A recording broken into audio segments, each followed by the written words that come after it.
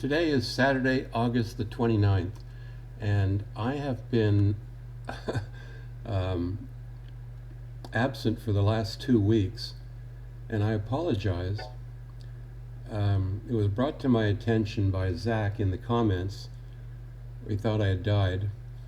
But in my mind, I was dead. I mean, this whole market to me is something that I cannot explain. And I haven't seen a good explanation either as to why the market is behaving the way it is.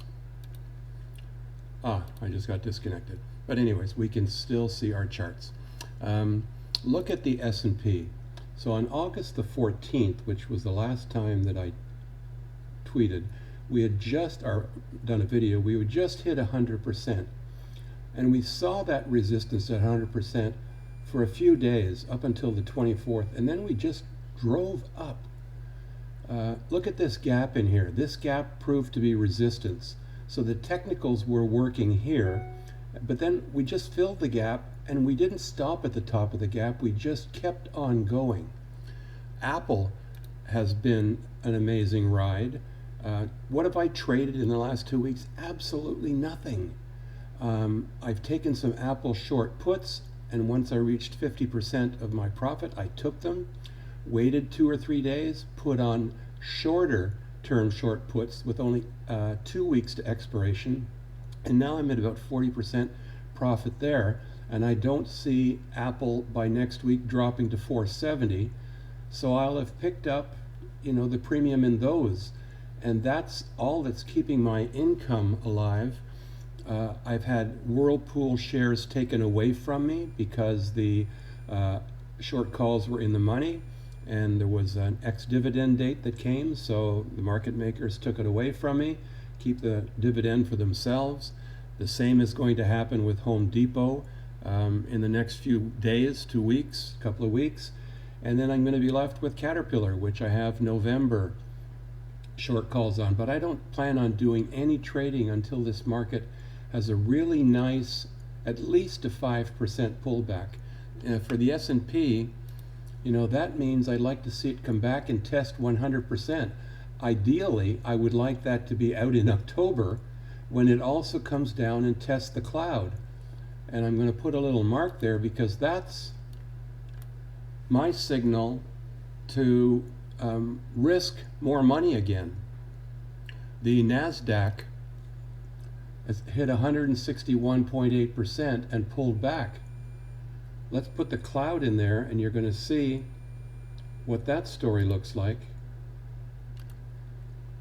I would like to see it come back to 138.2%, but it's more likely to come back to this area right here.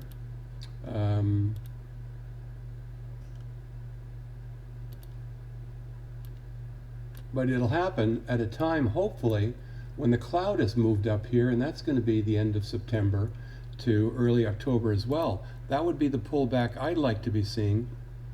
Let's look at Tesla. We don't normally look at Tesla. Let's look at SPLK, SPX. It's had a pullback, but look, we're looking at that at one point, but I got sidetracked. Where is Tesla? I don't know where Tesla is, but it's equally ridiculous. It's splitting on Monday. Apple is splitting on Monday. So if you have 100 shares, you're going to have 400 shares. If you're short 3 puts like I am, you're going to be short 12 puts on Monday morning, but they'll be worth 1/4 of their value. Just makes it easier to strip some of them off during the week. Instead of being short 3, I'll be short 12 and I'll be able to take 4 off instead of 1. It's the same thing, but now I can take 2 off, whereas I couldn't take a half of 1 off when I only had 3. Let's look at some others. Caterpillar finally, but it hasn't quite, it just barely broke this long range weekly trend line, and it spent how many weeks there? 1, 2, 3, 4 weeks before it finally broke it, but it did pull back from its highs, so it wouldn't surprise me to see Caterpillar there's no reason why Caterpillar should be trading higher. There's no good news. There's no China deal. There's no infrastructure deal. I can't explain it. That's why I had That's why I just had to stop doing the videos. I didn't think I was doing anybody any favors. Plus, I had lost, half to 3/4 of my audience because I wasn't giving what I thought was useful information to myself or to anybody else. But now I noticed that my last video had 92 views, but on August the 15th, it only had something like 22 views. So I guess strangely enough, people are coming back here and wondering maybe where I've been, if there's a clue. I don't know. I appreciate everybody following me. I just reached a point where I felt I was not providing any useful information. Look at this trend line, 61.8% Fibonacci. Also, no coincidence. Home Depot, I actually took my 250 short calls and rolled them out to, they were October, rolled them out to November. Why?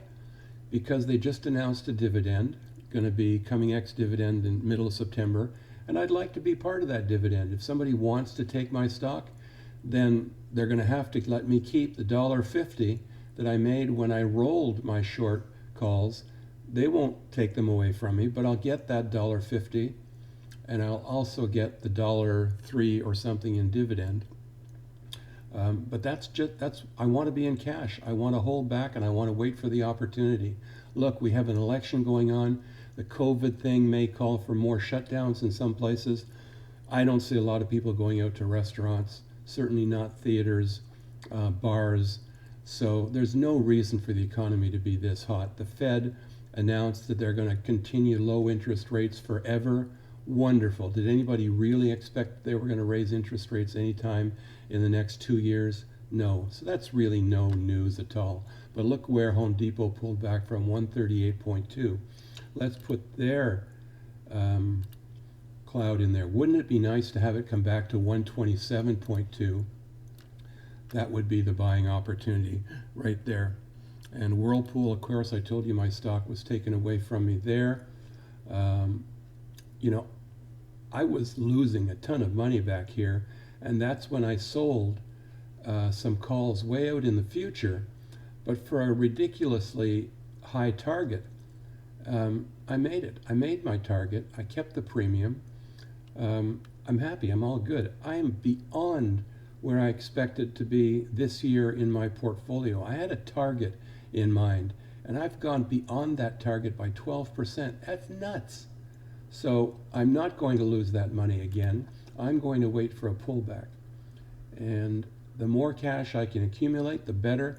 I have no positions that are in danger of losing money at this point because everything is either cash or covered with short calls or are really out of the money short puts in Apple. And that's why I continue to want to do just every week, make a couple of maybe $1,000 to $1,200 on really safe Apple short puts. And if it were ever to pull back by 10 or 15%, I'd be happy to own Apple at that value. Whirlpool is still heading up to 216. I just don't know how long it's going to take. So that's my theory. Let's just take one last look at the McClellan Index and look where the McClellan Index bounced off of its oversold area. My opinion, it's going to struggle here and chatter around this point here, this neutral point. We never even reached the overbought mark when we pulled back.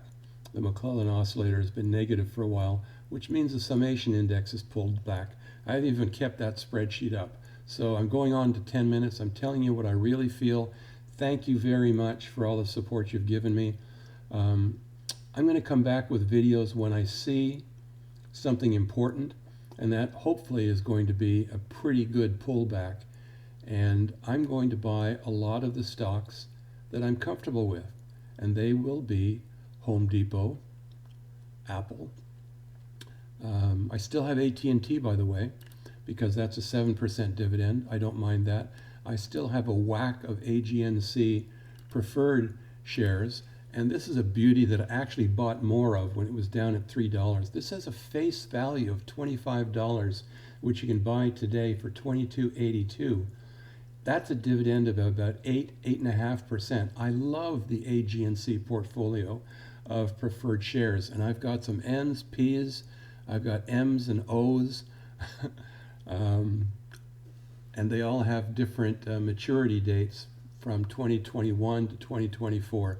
Love those stocks. I'm just in a comfortable position. I'm not going to lose a nickel of what I've struggled so hard to earn this year. I'll wait for a pullback. If the pullback doesn't come, I'm happy. Made my goals already for the year. If a pullback happens, I'll be even happier. Is Biden going to hurt the market? The market is saying no, it's not. Is Trump going to help? I don't believe he's going to help. I just think that this economy is strong without Biden or Trump, and the Americans have so much pent-up desire to spend money, except for those unfortunately fortunate enough to be not getting the proper help that the government should be giving them to keep them in their homes and to give them a guaranteed living wage while people aren't out taking advantage of those jobs that are service jobs. And these people really need government support, and it's just not happening, and it's a damn shame.